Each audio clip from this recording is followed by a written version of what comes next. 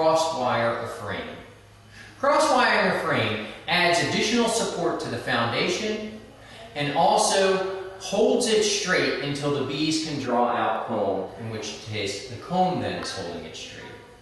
Cross-wiring adds the extra strength that sometimes the foundation needs to resist actually being blown out of the frame in an extractor.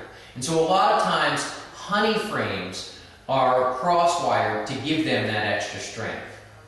So let's take you through how to do that. The first thing we're going to do is I've got some eyelets. And these eyelets need to go into these holes that are in the end bars. And the reason for that is that the wire we're going to use is very thin and we're going to need to pull it very tight.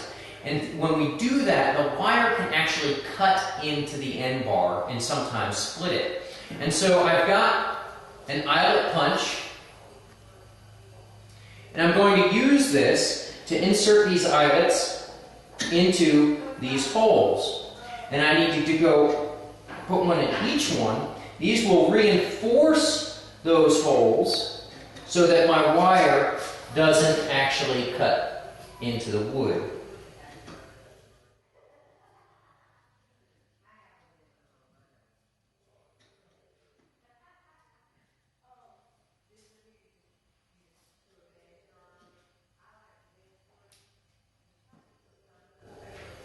And there's the other end bar.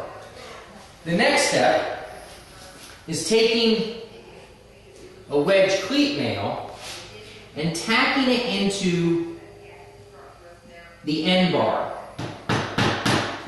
into the side of the end bar. I don't want to drive it all the way home. That's going to serve as an anchor point for the end of the wire. I'm also going to put one towards the top of the end bar to anchor the other end. And again, I don't want to drive it all the way home. I want to leave it sticking up a bit so that I can wrap my wire around it.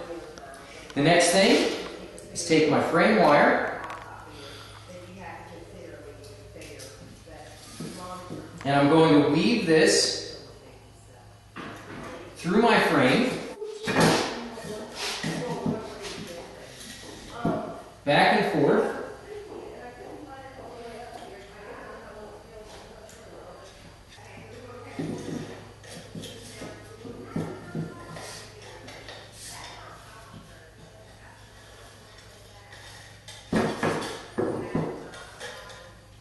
And once I get to this end, this is where that wedge cleat nail comes in handy, because that's going to serve as my anchor point for this wire. So what I'll do is I've got it coming through the end, and I'm going to just wrap it around that nail and then nail it into place. That holds that end of the wire. I can then use my spool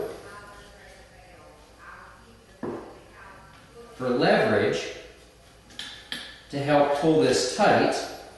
And inevitably, because I've got so many twists and curves, I'm not going to be able to get it perfectly tight. I'll show you how to take up that extra slack. But I use my spool, I pull it as tight as I can, and then I can wrap it around this nail as well. And nail it.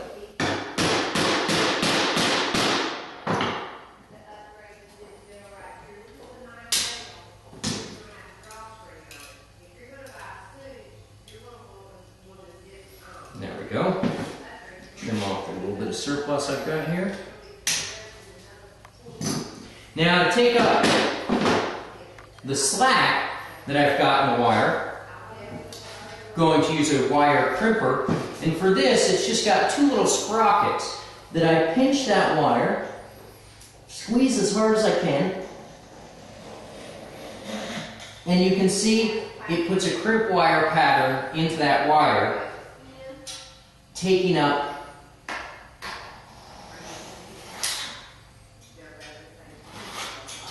the slack. You can see that one's much tighter. This one has a little bit of slack, and by the time I'm done,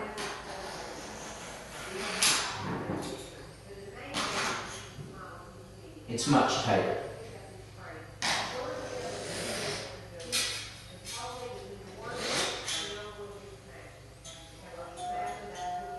Nice and tight. Now, with my frame cross-wired, the slack taken up, I can weave my foundation through the wires. Now this is a wedge top bar, so I'd have to remove this.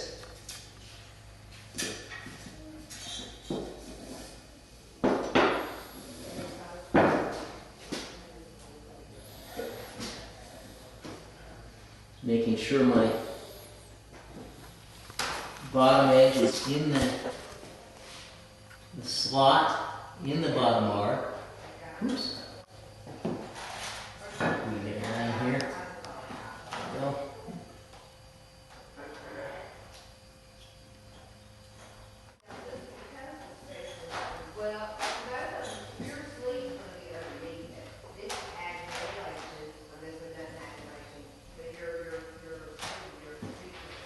There we go. In this case, 2 wires on one side, 2 wires on the other, and I'm ready to install my wedge.